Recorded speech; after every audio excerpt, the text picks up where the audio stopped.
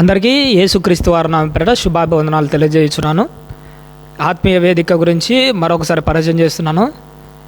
ఇందులో ఆత్మీయ జీవితంలో మనము ఎవరితో చెప్పుకోలేనివి మనలో మనం అంతరంగంగా మదన పడుతూ ఆత్మీయ జీవితంలో వెనకబడిపోతున్న వాటిని మనం సూటిగా ప్రశ్నల ద్వారా దైవ సేవకులను అడుగుతాము. దేవుడు సేవకునిలో నుంచి మనకు ఆత్మీయంగా ప్రేరేపించి ఏ మాటలు అయితే దేవుడు మన కోసం సిద్ధపరిచాడో మన ఆత్మీయ ఎదుగుదల కోసం వాటిని వాడుకుందాము. ఇందులో ఏ వ్యక్తి ఉద్దేశించినవి కాదు, ఒక ఆత్మీయంగా ఇది బలపరచడం కోసమే. కాబట్టి చక్కగా ఇందులో ముందుకు కొనసాగుతూ ఆత్మీయ జీవితాన్ని ముందుకు తీసుకుని వెళ్దాము. ఇంకా మీ ఆత్మీయ జీవితంలో శారీరక సంబంధించినది కాదు కానీ ఆత్మీయ జీవితానికి ఏవైనా మీరు ఇబ్బందిగా ఫీల్ అవుతుంటే వాటిని మీరు కామెంట్ సెక్షన్లో అడగొచ్చు. మన దైవ సేవకులు ఖచ్చితంగా వాటి గురించి మాట్లాడతారు. సరే, ఈరోజు మళ్ళీ మన అందరికి వచ్చిన ప్రశ్న. వందనాలు అనిల్ గారు. మన దైవ సేవకులు అనిల్ గారు ఎఫ్ఎన్జేసి మినిస్ట్రీస్ రెస్పాన్సిబుల్ పర్సన్, మన సంఘానంతా అన్నగారే చూసుకుంటున్నారు.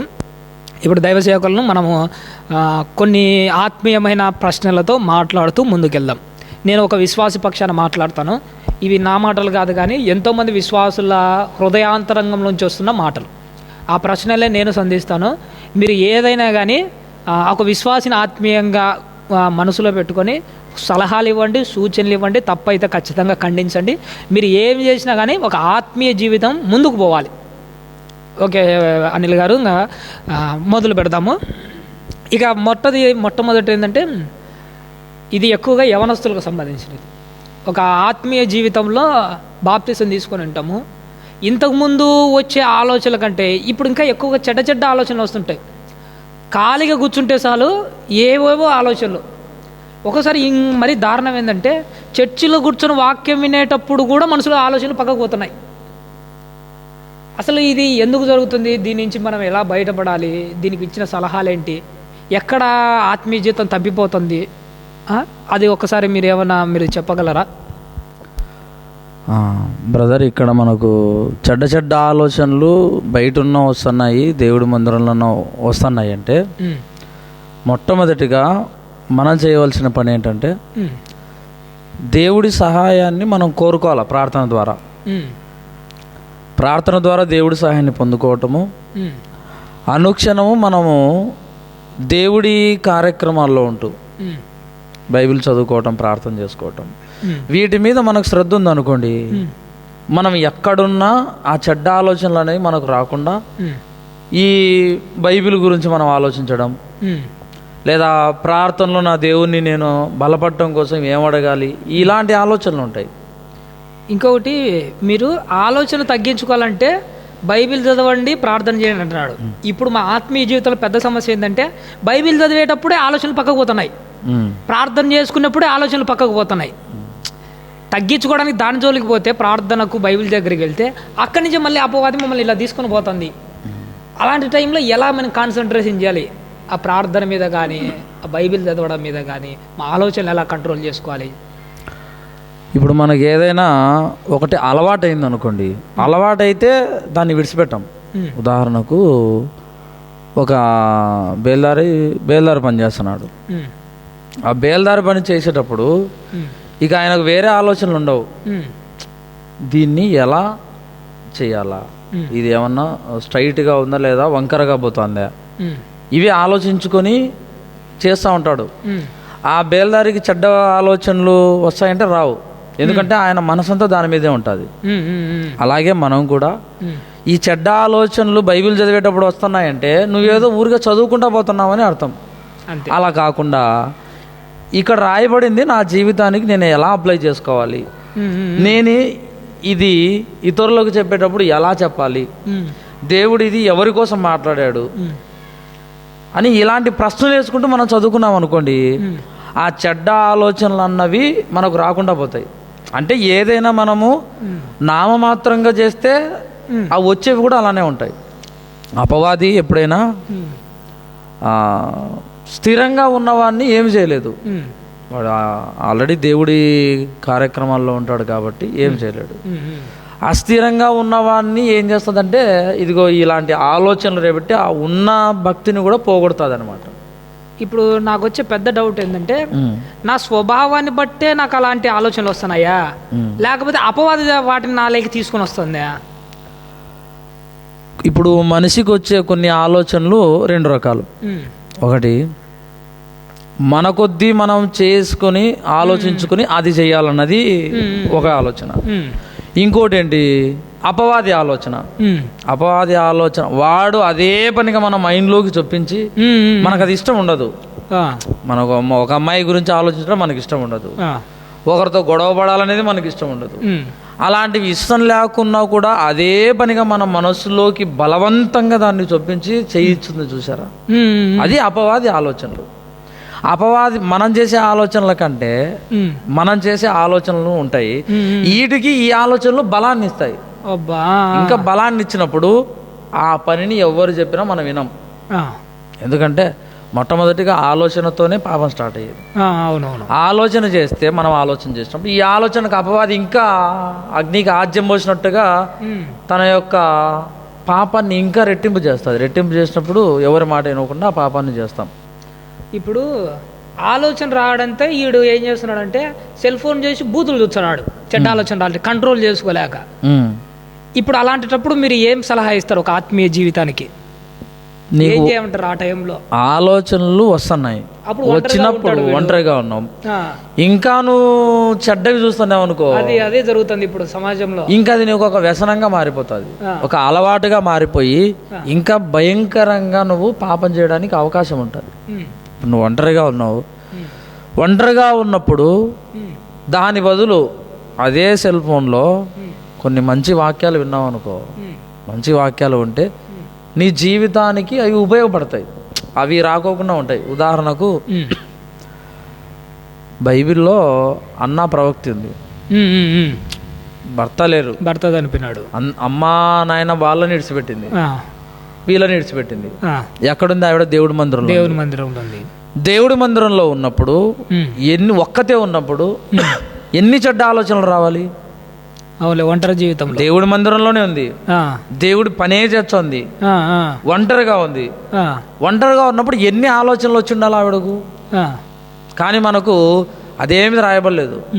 ఆమె భక్తి జీవితం చివరి వరకు పోయిందని రాయబడింది. అంటే ఒంటరిగా ఉన్న ఆవిడనే నిలబడినప్పుడు చెడ్డ ఆలోచనలు రానికుండా దేవుడి పని చేసుకుంటూ ఈరోజు యవనస్తులుగా ఉన్న వాళ్ళు ఖచ్చితంగా అలా అనుకుంటే ఉండగలరు. ఇంకోటి ఏంటి, చెడ్డ ఆలోచనలు రాకోకుండా ఉండాలంటే అన్న ప్రవక్తి ఉపవాసాలు ఉంటుంది, ఏడుస్తుంది. ఉపవాసాలు ఉంటే నీ శరీరాన్ని నువ్వు నలగొట్టుకుంటావు, నీ మాట వినేటట్టుగా చేసుకుంటావు. నీకు చెడ్డ ఆలోచనలు ఎక్కడి నుంచి వచ్చాయి? ఇక దేవుడి కోసం, నా దేవుడి కోసం ఇది చేస్తున్నా, ఇంకా నేను బలంగా ఉండాలి అని అనుకుంటావు. ఏడ్చి చేస్తావు, నువ్వు దేవుడి కోసమే ఏడ్చి చేస్తున్నావు. ఇలాంటివి చేస్తున్నప్పుడు నీకు చెడ్డ ఆలోచనలు ఎక్కడి నుంచి వస్తాయి? రావు. ఇప్పుడు ఆవిడ ఉన్నప్పుడు మనిషిగా మనం మనుషులమే, మనం ఉండలేకపోతున్నామంటే ఆ వచ్చిన ఆలోచనలోకి ఇంకా ఎక్కువగా నువ్వు ఆ సెల్ ఫోన్లో చూసినావు అనుకో, ఇంకా ఎక్కువ చేస్తావు. అదే మళ్ళీ ఇప్పుడు ఆలోచనలు రావడం అయితే వస్తాయి. వచ్చిన తర్వాత తప్పు చేసిన తర్వాత వచ్చే ఆలోచనలు, అమ్మో నేనేనా చేసిన, మళ్ళీ బాధపడుతున్నాం. ఒక యవన జీవితంలో ఇది ప్రతి మనిషి కామన్గా ఎదుర్కొంటున్న సమస్య అయిపోతుంది. ఆలోచనలు వచ్చాయి, తప్పు చేసేస్తాము, తప్పు చేసిన తర్వాత మళ్ళీ బాధపడ్డాము. ఇప్పుడు నేను అడిగేది ఏంటంటే, మీరు కూడా యవన జీవితంలో ఉన్నారు, అలాంటి సిచ్యువేషన్ ఎలా దాటుకొని వచ్చేసింటారు, చాలా వచ్చింటారు మీ జీవితంలో. మీ ఒంటరితనాన్ని ఎలా జయించగలిగారు మీరు? ఆ ఒంటరితనంలో వచ్చే ఆలోచనలు మాకు ఆత్మీయులకు ఒక మంచి సలహా చెప్తే బాగుంటుందని అనుకుంటున్నాము. బ్రదర్, ఇక్కడ మనకు చెడ్డ ఆలోచనలు అనేవి కామన్గా ప్రతి ఒక్కరికి వస్తాయి. చెడ్డ ఆలోచనలు ప్రతి ఒక్కరికి వస్తాయి. మనకు చేయాలని ఇష్టం లేదు, కానీ అవి వస్తున్నాయి. అలాంటప్పుడు వాటిని పట్టించుకోకుండా పోవడం మేలు. వస్తున్నాయి కదా అని చెప్పి నువ్వు నాకు ఇవన్నీ వస్తున్నాయి, నేనేంటి ఇలాంటి ఆలోచనలు ఏంటి, నువ్వు ఇలా అనుకున్నావు అనుకో, అది ఆత్మీయంగా ఏమవుతుంది అంటే ఇంకా నిన్ను బలహీనపరిచేది అనమాట. అవి నాకు ఇలాంటివి వస్తున్నాయంటే నేను ఇంత దారుణమైన అనిపిస్తుంటది. అలాంటివి వచ్చినా కూడా మనకి ఇష్టం లేకుండా ఇవి వస్తున్నాయి అంటే వాటిని మనం పట్టించుకోకూడదు. అవి నాకు చెయ్యాలని లేకున్నా కూడా వస్తున్నాయి కాబట్టి నేనెందుకు వాటిని పట్టించుకోవాలా? మనం పట్టించుకుంటే ఏమవుతుందంటే ఇంకా మన జీవితము పతనం కావడం ప్రారంభమవుతుంది అక్కడి నుంచే. కాబట్టి ఆ ఆలోచనలు మనం పట్టించుకోవాల్సిన అవసరం లే. ఏ ఆలోచనలు అంటే దేవుడి పని మనం చేస్తూ ఉన్నప్పుడు ఒక ఆలోచన వచ్చి ఈ పని చెయ్యకుండా ఆపేసే విధంగా వస్తాయి కదా ఆలోచనలు. ఆ ఆలోచనల మీద మనం శ్రద్ధ పెట్టాలి. ఆ ఆలోచనల మీద శ్రద్ధ పెట్టి ఈ పని ఆపేయాలని ఇలాంటి ఆలోచనలు వస్తున్నాయి కాబట్టి దీన్ని నేను ఆపేయకుండా దేవుడి సహాయాన్ని బలాన్ని పొందుకోవాలని అలా ముందుకు పోతూ ఉండాలి. ఇంకోటి బ్రదర్, ఈ మధ్య నన్ను ఒక సహోదరుడు ఓపెన్గానే ఒకసారి అడిగినాడు. బాప్తీసం తీసుకున్నాడు, సంఘానికి వస్తున్నాడు. సంఘానికి వచ్చగానే ఒక అమ్మాయిని చూడగానే ఆలోచనలు తప్పిపోతున్నాయి.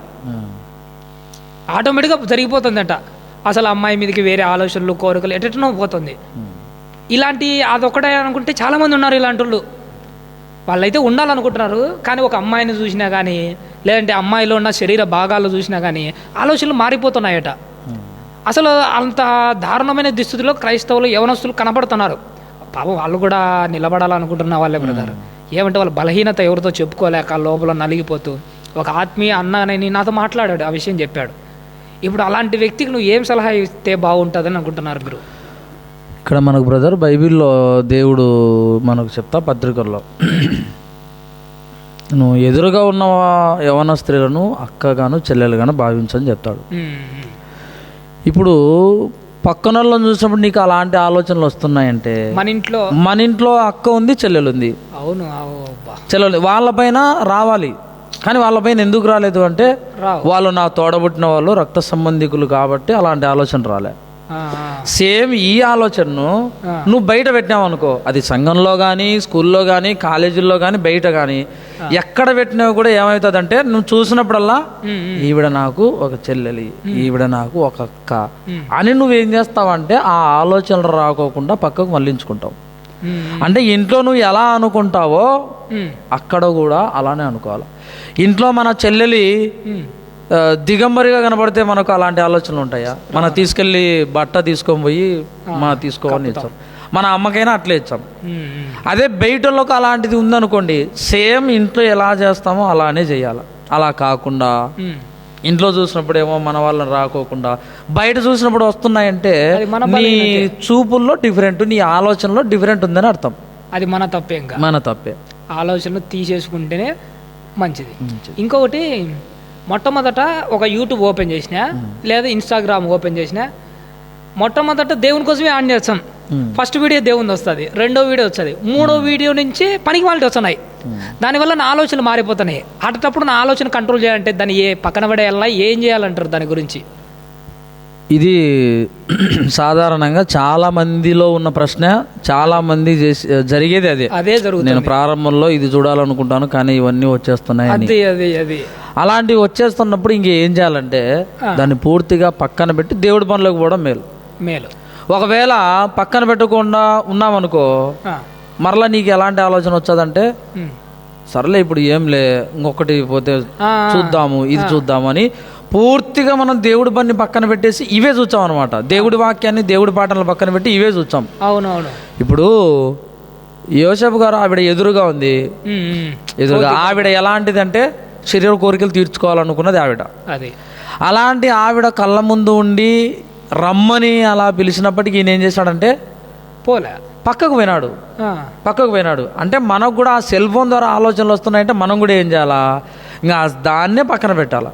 దాన్నే పక్కన పెడితే మన దేవుడి పనిలోకి వస్తే మన ఆత్మీయ జీవితం బాగుంటుంది, నిలబడుతుంది ఆ టైంలో. అంటే అది మన మీద ఆధారపడింది. ఇప్పుడు మొదలైతే దేవునితో మొదలు పెట్టాము, కొంత దూరం పోయినాక సినిమాలు వాటిలోకి వెళ్ళినాయి. ఆలోచనలు అప్పటి నుంచి మారిపోవడం మొదలు పెట్టినాయి. ఎప్పుడైతే చెడ్డ ఆలోచనలు వచ్చినాయో ఇంకా పదే పదే కావాలంటారు శరీరం. ఒక ఉచ్చ స్థాయికి వచ్చినప్పుడు అప్పుడు నీకు గుర్తుకొచ్చింది. ఇప్పుడు ఆ నుంచి బయటికి రావాలంటే ఏం చేయాలి? నీకు ఆ స్థితిలోకి పోయిన తర్వాత ఇంకా నేను బయటికి రావాలనుకుంటే ఒకటి ఇప్పుడు దేవుణ్ణి ఇంకా వేడుకోవడం తప్పేం లేదు. సంసోను గారి జీవితాన్ని మనం చూసుకుంటే ఇంకా అయిపోయింది, చివరిలోకి వచ్చినాడు. ప్రభు ఇదొక్కసారి నాకు బలాన్ని ఇవ్వు, నేను ఏదో నా తప్పు వల్ల బలాన్ని పోగొట్టుకున్నాను, ఇదొక్కసారి ఇవ్వు అని పశ్చాత్తాపడి అడిగినాడు, బలాన్ని ఇచ్చినాడు. ఇంకా మన జీవితం కూడా మనకు లోకంలో మనుషులు ఎవరు ఆ స్థితిలోకి పోయిన తర్వాత చేయబట్టి మనం బయటికి తీయలేరు, మనల్ని ఎవరు కాపాడలేరు, ఒక దేవుడు తప్ప. అంటే ఆ టైంలో మనము దేవుణ్ణి బ్రతిమలాడి అడిగితే తప్ప ఆ, మనం దాని నుంచి బయటపడలేం.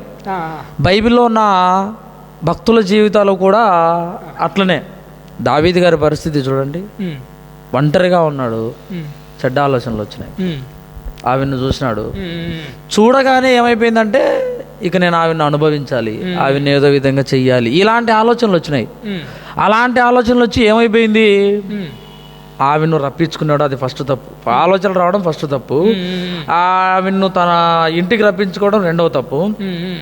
మూడో తప్పు ఏంటంటే అతన్ని చంపించడం. అయ్యో, ఉచ్చ స్థితికి పోయింది. ఇంకా అది అంటే నువ్వు ఒక స్త్రీ కోసం ఒక వ్యక్తిని చంపించావంటే నువ్వు పాపములో ఆ క్రూరత్వంలో ఎంత స్థాయికి పోయినావు.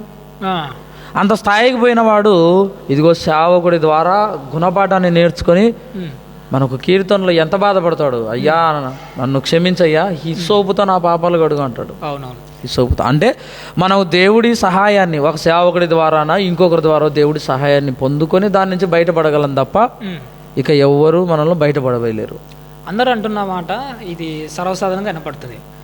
అసలు నేను ఒక అబ్బాయిని, పురుషుణ్ణి, ఒక అమ్మాయిని చూడగానే ఆటోమేటిక్గా నాలో కోరికలు పుడతాయి. అది దేవుడు పెట్టిన స్వభావమే కదా. మళ్ళా ఒక్కొక్కరు కోరికలు వస్తే తప్పేముంది? ఈ కోరికలు అన్నవి మనిషి ఎప్పుడైతే పాపం చేశాడో, అంటే మనిషికి చేసుకోవటం వల్లనే వచ్చినవి ఈ కోరికలు. పాపం ఎప్పుడైతే వచ్చిందో అప్పుడు ఈ కోరికలన్నీ వచ్చినాయి. ఉమ్, అంతకుముందు వీళ్ళకు మేముతో ఇలా చెయ్యాలన్న ఆలోచన లేదు, ఆదాము కానీ అవ్వ కానీ. అవును. ఎప్పుడైతే ఈ పాపం అన్నది లోకంలోకి వచ్చిందో అప్పటి నుంచి ఈ కోరికలు అన్నవి ప్రారంభమైనాయి. పాపము లోకంలోకి వచ్చిందంటే అపవాది ఎప్పుడైతే భూమి మీదకి వచ్చాడో అప్పటి నుంచి ప్రతి ఒక్కరికి ఆశలు కోరికలు పెట్టింది. అవును. ఇప్పుడు మన కోరిక పుడితే ఆదాము హవ్వతో తీర్చుకోవాలి అంతే తప్ప కోరిక పుట్టిందని ఎవడి మీద అంటే వాళ్ళ మీదకి ప్రతాపం చూపించకూడదు. అంటే దేవుడు ఒక నియమం పెట్టింటాడు, ఆ నియమం ప్రకారంగా పోవాలి. ఎందుకంటే భార్యను పెట్టినాడు, ఎందుకంటే నువ్వు ఆమెతో ఉండు, ఆమె నీతో ఉండి ఆనందంగా ఉండాలని. మన కోరిక ఉందనే కదా పెట్టింది. మనకు ఏదైనా ఒక ఆలోచన వస్తే భార్యతో పోవడం చాలా ఉత్తమం అంటారు. చాలా ఉత్తమం. ఇప్పుడు పెళ్లి కాలే, పెళ్లి కానప్పుడు కూడా వస్తాయి కదా కోరికలు, అటప్పుడు పెళ్లి చేసుకోమంటారా? ఇంకా పెళ్లి కానప్పుడు నీ కోరికలు వచ్చాయంటే ఆ కోరికలు వస్తున్నాయి నీకు తెలిసినప్పుడు పెళ్లి చేసుకోవాలా. అవులే, కామతప్తుల గుట్ట కంటే మీరు పెళ్లి చేసుకోవడం చాలా మేలు. ఒకవేళ పెళ్లి చేసుకోకుండా నువ్వు ఆ కోరికలు వస్తున్నా కూడా నువ్వు ఆ కోరికలు తీర్చుకోనికి అడ్డదారులు పోతున్నావు అనుకో, అయ్యో అది చాలా తప్పైపోతుంది. చివరికి నీ జీవితం ఏమైపోతుంది అంటే ఎంత భయంకరమైన స్థితి లేకపోతుంది అంటే అందరూ అసహించుకునే స్థాయికి పోతుంది. ఇప్పుడు అటు ఆ కోరికలు వస్తున్నాయని అందరితో పోవడం ఎందుకు లేని ఒకే వారినే మెయింటైన్ చేస్తున్నారు. ఇప్పుడు అలాంటి వాళ్ళకు మీరు ఏం చెప్పాలనుకుంటే, ఉదాహరణకు ఇప్పుడు మరీ దారుణం ఏంటంటే పక్కన వాళ్ళను మెయింటైన్ చేస్తే డౌట్ వస్తుందని తనకు తెలిసిన వాళ్ళు, అంటే క్లోజ్గా బంధువులు అయ్యేవాళ్ళు, అక్క వరుస అయ్యేవాళ్ళు, చెల్లెలు వరుస అయ్యేవాళ్ళు, ఎవరికి డౌట్ రానులతో ఆ కోరికలు తీర్చుకుంటున్నారు వచ్చిన ఆలోచనలను. ఇప్పుడు అది దేవుని దృష్టిలో ఇలాంటి దాటి గురించి మీరు ఏమంటారు? ఈ జరుగుతున్నాయంటారా, లేదా జరిగితే ఏంటి? దీని విషయంలో దేవుడు ఎలా రియాక్ట్ అవుతుంటాడు పరలోకంలో? మనం ముందు సెషన్లో మాట్లాడుకున్నాం. అంటే ఒక పెళ్లి కాక ముందుగా నువ్వు ఎవరితో పోయినా అది వ్యభిచారమే. పెళ్ళైన తర్వాత కూడా నువ్వు ఎవరితో పోయినా కూడా అది వ్యభిచారమే. దేవుడికి అసలు నచ్చదు. ఇప్పుడు అమ్నోను తామారును సొంత చెల్లెలు. అవునవును, సొంత చెల్లెలు. ఆ తామారును బలవంతంగా అనుభవించినాడు. అవునవును. అనుభవించడం వల్ల ఆయన జీవితం ఏమైందంటే కత్తి చేత చంపబడినాడు. ఇప్పుడు ఆ అమ్మాయి సపోర్ట్ చేయాలి, అక్కడ ఇక్కడ ఉన్న వాళ్ళు సపోర్ట్ చేస్తున్నారు కదా. ఇప్పుడు వాళ్ళిద్దరి పరిస్థితి ఎలా ఉంటది అంటారు? అంటే తప్పు చేసేవాడు తప్పుకు సపోర్ట్ చేస్తున్నాడు, ఆ అమ్మాయి వరుసగా చెల్లెలైనా కూడా సపోర్ట్ చేస్తుంది. ఆ అమ్మాయి కూడా తన కోరికలు తీర్చుకుంటుంది. వీని ఆలోచనలతో ఆ అమ్మాయి ఆలోచనలు ఏకీభవించుతుంది. దీన్ని బట్టి వీళ్ళకి పడే శిక్ష కానీ లేదంటే ఏంది కరెక్ట్ ఎటుంటది? ఇద్దరి కమిట్మెంట్ వల్ల పోయినా కూడా, లేదా ఈయనకు ఆమెను ఒప్పించుకొని లేకపోతే ఆమెను ఒప్పించుకొని పోవటం వల్ల నువ్వు అది చేసినావంటే తప్పే. అది 100% తప్పే.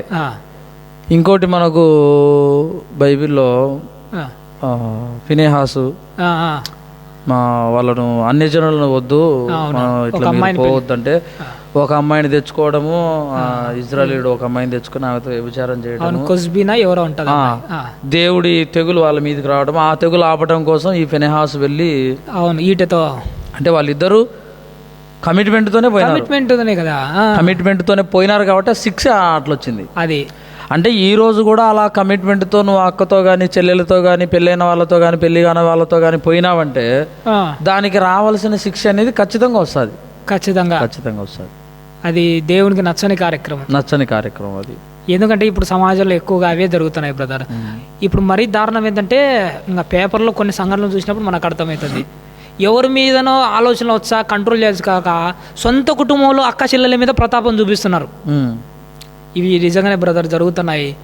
వీటి గురించి మీరు ఏమంటారు? సొంతం ఫ్యామిలీలో అక్క చెల్లెల మీద కూడా కోరికలు వస్తున్నాయంటే ఏ స్థాయికి దిగజారిపోతుంది సమాజం? ఇది ప్రస్తుతం కాలంలో చాలా ఎక్కువగా ఉంది.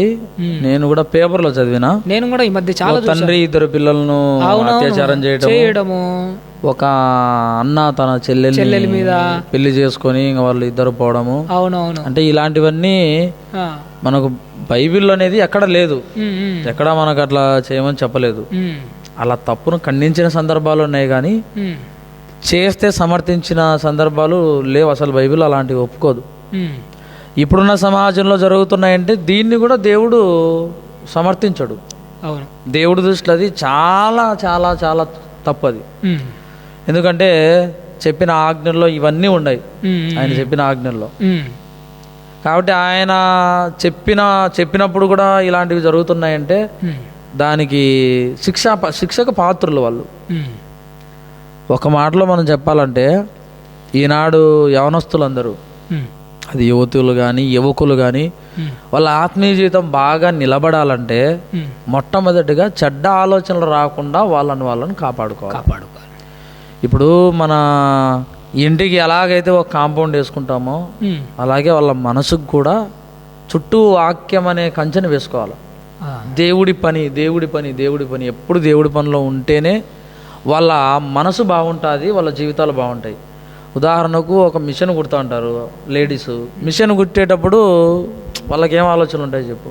దీన్ని ఎలా కుట్టాలా, ఎలా కుడితే ఇది అందంగా ఉంటుంది, వాళ్ళ ఇచ్చిన అవి కొలతలు ఉంటాయి, కొలతల ప్రకారంగా ఎలా చేయాలా, దీన్ని కొత్తగా ఎలా కుట్టాలా, ఈ ఆలోచనలే ఉంటాయి వాళ్ళకి ఆ గంట సేపు, అర్ధ గంట సేపు.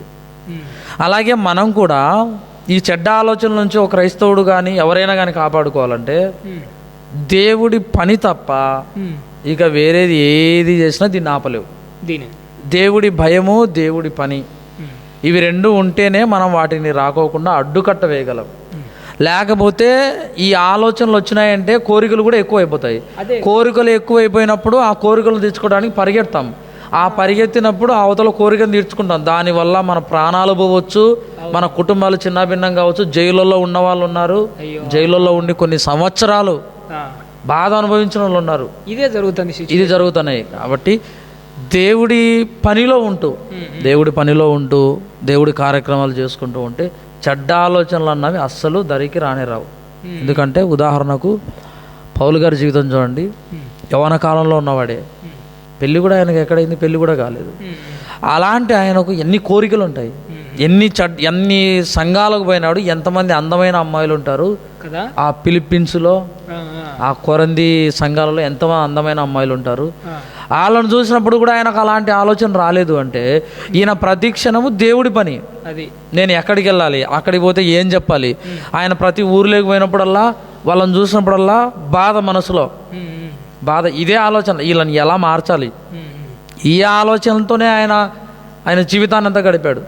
కానీ పెళ్లి కాని వాడికి అన్ని ఆలోచనలు రావాలి, పెళ్లి మీద ధ్యాస ఉండాలి. ఆడవాళ్ళని చూడగానే ఎంతో మంది పరిచర్య చేసే వాళ్ళు ఉన్నారు.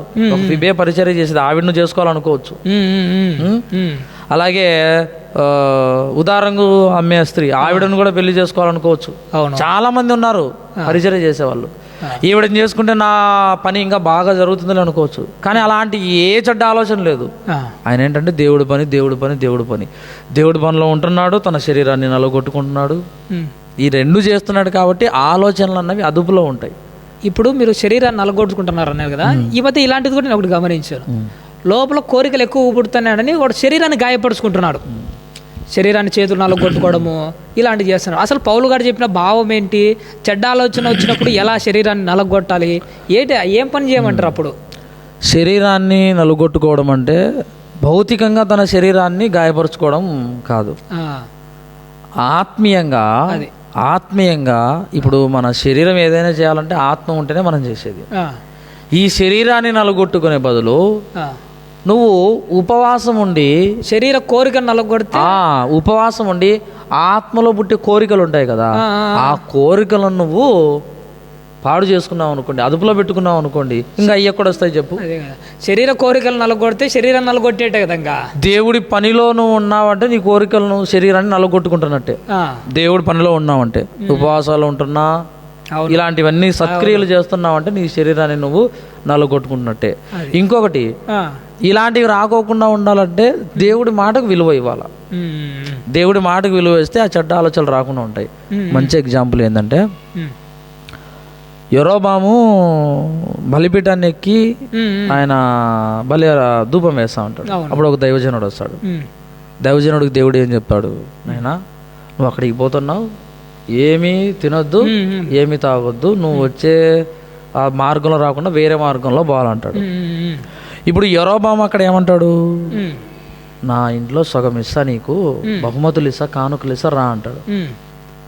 ఇప్పుడు ఆయన నడుచుకుంటూ వచ్చాడు యూదా దేశం నుంచి బేతేలుకు, చాలా దూరం, చాలా దూరం. అన్నం ఆకలి ఉంటుంది, అన్నం ఆకలైనా ఈయన ఏమంటాడంటే, నీ రాజ్యంలో సగం ఇచ్చినా కూడా నేను తినను అంటాడు. అంటే ఈయన ఎవరి మాట కోసం దాన్ని చంపుకున్నాడు?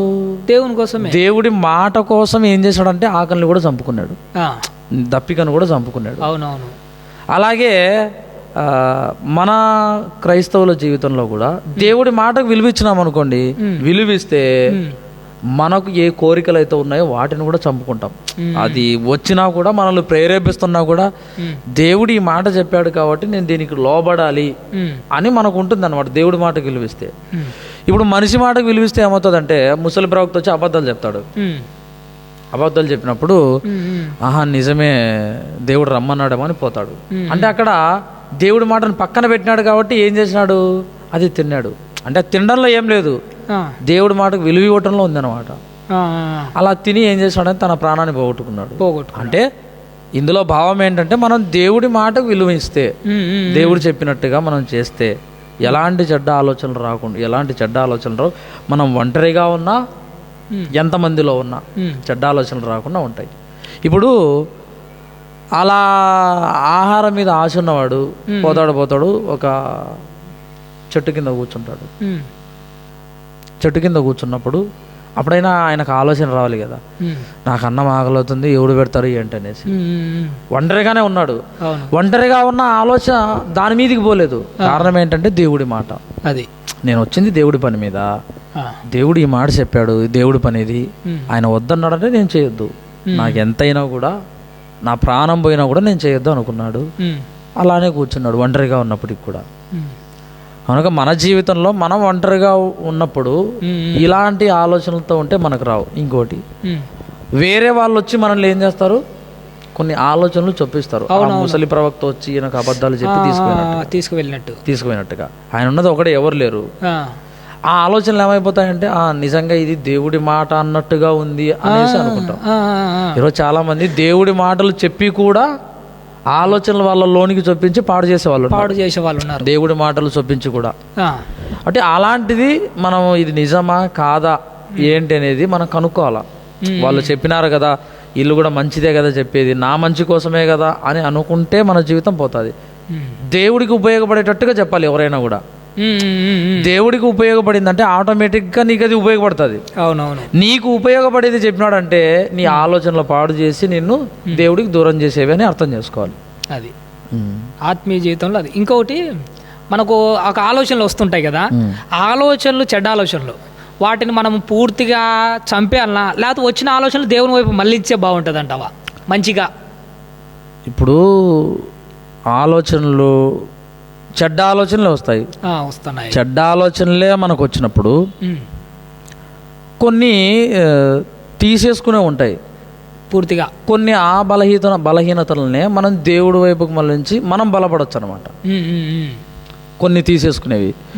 ఇప్పుడు కొన్ని తీసేసుకున్నామంటే మన ఆత్మీయ జీవితాన్ని ఇక పూర్తిగా ఏదో ఒకటి చెయ్యాలి అనేసి కొన్ని ఆలోచనలు వస్తాయి. అది అపవాదికి దగ్గర నుంచి వచ్చి మన జీవితంలో పాడు చేయాలని.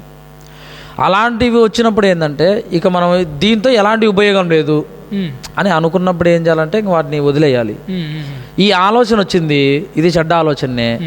మరి ఇదే ఆలోచనను దేవుడి పనికి నేను ఎలా ఉపయోగిస్తే బాగుంటుంది అనేది ఉపయోగపడితే మనం దేవుడి ఆలోచనలోకి మార్చుకొని దేవుడి పనిలో క్రియల రూపంలో జరిగించవచ్చు. అది మనకు ఉపయోగపడేది. ఇంకోటి లాస్ట్గా, ఇప్పుడు చెడ్డ ఆలోచనలన్నిటిని కంట్రోల్ చేయడానికి ఏ పద్ధతులు ఉపయోగిస్తే ఆత్మీయంగా ఇప్పటి నుంచి పైకి వెళ్తాం? ఒక్కొక్కటి ప్రతిదీ మీ ఆత్మీయ జీవిత అనుభవాల్లో నుంచి ఏవేవైతే మనకు ఉపయోగపడుతుందో ఇంతకుముందు చెప్పిన వాటి వినగానే వరుస పెట్టి కంటిన్యూగా చెప్పండి. మీకు వీలైనన్ని గుర్తు చేసుకుంటూ చెప్పండి. మనకు చెడ్డ ఆలోచనలు అనేవి ఇక రాకుండా ఇప్పటి నుంచైనా ఉండాలంటే అది మెయిన్గా మొట్టమొదటిగా ప్రార్థన అన్నది ఎంత ఇంపార్టెంట్ అంటే మనకు సంఘస్థుల కోసం ఎపఫ్రా ప్రార్థన చేస్తాడు, రాత్రి మగళ్ళు పోరాడుతున్నాడు. ప్రార్థనలో అంటే ప్రార్థనలో ఆయన పోరాడుతున్నాడు అంటే ఇక వేరేది ఏది ఆయనకు ఇంకా లేదని అర్థం లేదు. ఇక ప్రార్థన అంటే మన జీవితాల్లో ఇక మనం కూడా అలానే ఉండాలని కాదు, కానీ అంత ప్రార్థన ఇంకా ఎప్పుడు చేసుకుంటూ ఉండాలని కాదు, కానీ ఈ ప్రార్థన ద్వారా మనం బలపడటానికి దేవుడు ఆలోచనలు వచ్చినప్పుడు వాటి నుంచి మనం తప్పించుకోవటానికి ఈ ప్రార్థన అన్నది చాలా ఉపయోగపడుతుంది. అదే యేసుక్రీస్తు వారు శోధనలో ప్రవేశించకుండానట్టు మీరు మెలకువగా ఉండి ప్రార్థన చేయండి. అంటే మనకు శోధనలోకి ప్రవేశించకుండా ఉండాలంటే అవి వచ్చినప్పుడు కానీ రాకముందు కానీ మనం ప్రార్థనలో ఉంటూ దేవుని అడుగు బలాన్ని పొందుకోవాలా. ఇక అది ఇక రెండవది ఏంటంటే వాక్యాన్ని చదువుకుంటూ ఉండాలి. బైబిల్ వాక్యాన్ని ఎలా చదవాలి అంటే ఆలోచించుకుంటూ దాన్ని పైన చదివితే ఆలోచనలు మారిపోతాయి. పౌలు గారు అదే మాట్లాడతారు, మీరు లేఖనాలను పైనే చూస్తున్నారని. అంటే దేవుడి వాక్యాన్ని చదివేటప్పుడు లోతుగా వెళ్ళి మన జీవితాన్ని ఎలా నిలబెడుతుంది, ఉపయోగపడుతుంది ఈ వాక్యము. ఒకవేళ ఆ స్థానంలో నేనుంటే నేను ఎలా రియాక్ట్ అవుతాను ఆ పాపానికి. ఇప్పుడు యోసేపు స్థానంలో నేనే ఉన్నాను అనుకోండి, ఆ స్థానంలో ఉంటే నేను ఆవిడతో వెళ్ళేవాడినా లేకపోతే యోసేపు గారి లాగా నేను పోయేవాడినా. ఇలాగ మనం ఆలోచించుకుంటూ వాక్యాన్ని చదవాలి. అలా చదివితే ఖచ్చితంగా చెడ్డ ఆలోచనల నుంచి మనము దూరంగా బయటపడచ్చు. ఇంకోటి మూడవదిగా మనం ఎల్లప్పుడూ దేవుడి పనులు ఏంటంటే సువార్త కార్యక్రమాల్లో ఉండడం, లేదా సంఘ కార్యక్రమాలు చేసుకుంటూ ఉండడము, ఇలాంటివి సేవకుడు చెప్పిన వాక్యాన్ని జ్ఞాపకం చేసుకుంటూ ఉండడము, వాటిని ఎవరైనా కొంతమందికి చెప్పడము, ఇలాంటి కార్యక్రమాల్లో ఉంటే చెడ్డ ఆలోచనలు కూడా మన దరికి రావు. సహోదరులందరూ కలిసి డిస్కషన్, సహోదరుల సహవాసం చాలా బాగుంటుంది. వాళ్ళతో ఉన్నప్పుడు ఒకవేళ మనకు బలహీనతలు మనం పడిపోయినా వాళ్ళకి చెప్పటం వల్ల వాళ్ళు వాక్యం ద్వారా చేయందించి మనల్ని ఏం చేస్తారు, నిలబెడతారు. అంటే ఈ వీటన్నిటిని మనము చేసుకోవటం వల్ల ఖచ్చితంగా ఏముంటాం అంటే దేవుడి ఆలోచనలో మనం ఉంటాం. ఇప్పుడు మనకు చెడ్డ ఆలోచనలు వస్తున్నాయని మనలో మనం నలిగిపోకుండా ఎవరితో చెప్పుకుంటే కరెక్ట్గా దానికి సమాధానం బయటకు వస్తుంది? ఫ్రెండ్స్తోనా, కుటుంబంతోనా, ఆత్మీయులతోనా? ఎవరితో చెప్పుకుంటే మనకు మేలు అంటారు మనలో ఉన్న ఆ ఫీలింగ్స్ను? చాలా మంచి ప్రశ్న ఇది. ఎందుకంటే చాలా మంది తెలియక పక్కింటోళ్ళకు, ఎదురింటోళ్ళకు, స్నేహితులకు, బంధువులకు చెప్పుకుంటారు. దానివల్ల ఏంటంటే అవమానం జరుగుతుంది. ఆ ఆలోచనలు వాళ్ళు వేరే వాళ్ళకు పోయి చెప్పడము, అంటే వీడు ఇలా అంటాడు, ఈయన ఇంటికాడికి రానియకూడదు, ఈయనతో సౌరే మీరు అంతా సహవాసం చేయకూడదు అని అంటారనమాట. అంటే ఇలా లేకుండా మనం ఆత్మీయులతో చెప్పుకున్నాం అనుకోండి, ఆత్మీయులు దేవుడు ఎందుకు భయభక్తులు కలిగిన వాళ్ళు నిన్ను హేళన చేసే వాళ్ళు కాదు, నిన్ను అవమానించే వాళ్ళు కాదు, నీ రహస్యాన్ని ఎవరికి బయట చెప్పేవాళ్ళు కాదు. అంటే వాళ్ళకి చెప్పడం వల్ల నీ సమస్యకు పరిష్కార మార్గం అనేది దొరుకుతుంది. అంటే చాలా మంది యవనస్తులు నన్ను అడిగినా కూడా మీరు ఎవరితో చెప్పుకోకండి, మీ నమ్మకంగా మీకు సేవకుడు ఉంటాడు, ఆ సేవకుడి దగ్గరికి వెళ్ళి నాకు ఇలాంటి జరుగుతుంది, ఏం చేయాలో చెప్పండి అని మీరు ఆయన అడగండి, మంచి సలహా ఇస్తారు. అంతేగాని ఎవరికి చెప్పుకున్నా దానివల్ల అవమానం జరుగుతుంది. ఇంకొకటి మొట్టమొదటిగా వాళ్ళకు చెప్పడానికి ముందు మనం దేవుడితో చెప్పుకోవాలి. అది సూపర్. దేవుడితో చెప్పి ఇదిగోనయ్యా ఇలాంటివి వస్తున్నాయి, నువ్వే నాకు ఏదో ఒక మార్గాన్ని చూపు, నేను బలపడలేకపోతున్నాను, ఆ బలం నాకు సరిపోవటం లేదు, నా బలం కంటే ఈ ఆలోచనల బలం చాలా ఎక్కువగా ఉంది, కాబట్టి నువ్వే నాకు ఏదో మార్గాన్ని చూపించు ప్రభా అని చెప్పేసి మనం దేవుడిని అడిగితే ఒక సేవకుడి ద్వారా లేకపోతే మన సంఘంలోనే ఒకరి ద్వారా మనకు ఆ సమస్యకు పరిష్కార మార్గం అనేది దొరుకుతుంది. ఒకవేళ అప్పుడు దొరకకపోతే బయట ఏదైనా ఒక సిచ్యువేషన్ జరిగినప్పుడు ఆ సిచ్యువేషన్ ద్వారా అయినా కూడా నీకు ఆ సమస్యకు పరిష్కార మార్గం అనేది ఉంటుంది అనమాట. ఇలాంటి మార్గాల ద్వారా మనం వాటి నుంచి బయటపడవచ్చు. ఇది ఇంకా మనం ఆత్మీయ జీవితంలో ఉదాహరణ ఈ మంచి ఆలోచన అయినా చెడ్డ ఆలోచన, లాస్ట్గా మంచి ఆలోచన చెడ్డ ఆలోచన అయినా కానీ ఇది దేవుడు మనలో పుట్టించిన ఆలోచన లేదంటే అపవాది మనలో పుట్టించిన ఆలోచన అని కనుక్కోవడానికి ఒక చిన్న లాజిక్ పాయింట్ ఏమైనా చెప్పగలరా? చిన్న లాజిక్ పాయింట్ అంటే ఇప్పుడు ఈ ఆలోచన దేవునిదే, ఈ ఆలోచన అపవాదిదే. యేసుక్రీస్తు వారు పేతురు గారి సందర్భం మనకు తెలుసు. ఆయనేమో చనిపోవడానికి వచ్చినాడు, కానీ ఈయనేమంటాడంటే అయ్యి ప్రభువా అది మీకు దూరం అవును అంటాడు.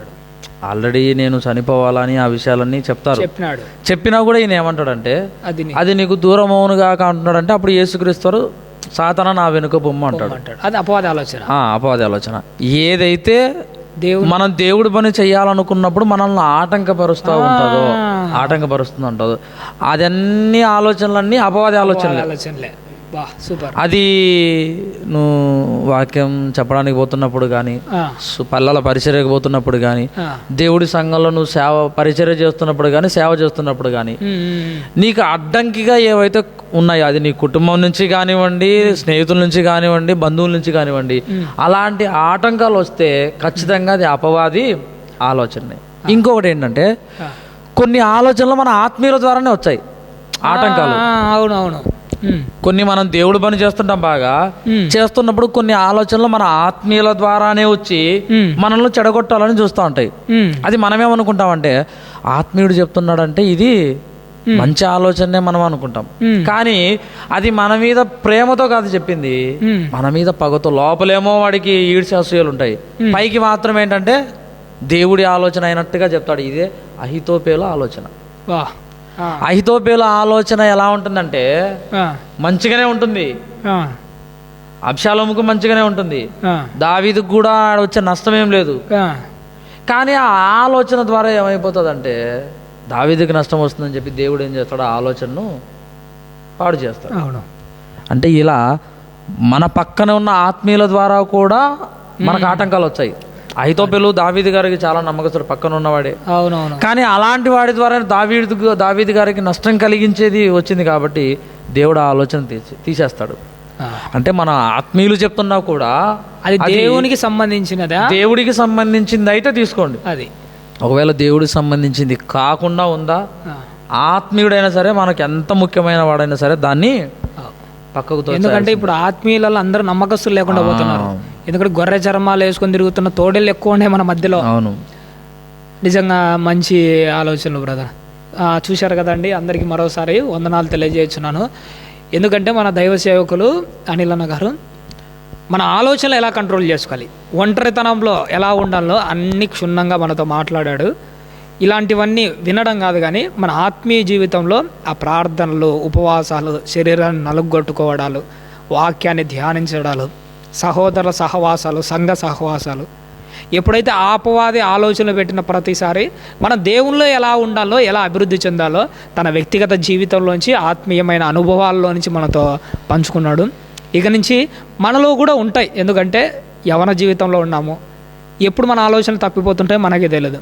కాబట్టి అలాంటి టైంలో ఈ మంచి సలహాలు తీసుకొని, ఎందుకంటే ఆలోచనలు చెప్పువారు అనేకులు ఉండుట శ్రేయస్కరం అని బైబిల్లో చెప్పాడు. మన ఆత్మీయ జీవితాన్ని ఎదుగుదల చేసి ఇలాంటి మాటలు మనకు ఎన్నో కావాలి.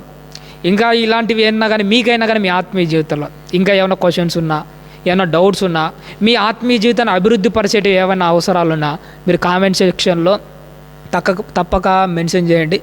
నెక్స్ట్ సరే మళ్ళీ ఒక వీడియో మాట్లాడేటప్పుడు దైవ సేవకులు ఖచ్చితంగా వాటి గురించి మెన్షన్ చేసి తర్వాత మరొక వాక్యాన్ని గురించి దైవ సేవకులు మనతో మాట్లాడతారు. ఓపికతో విన్నందుకు మీకు అందరికీ వందనాలు తెలియజేస్తున్నాను.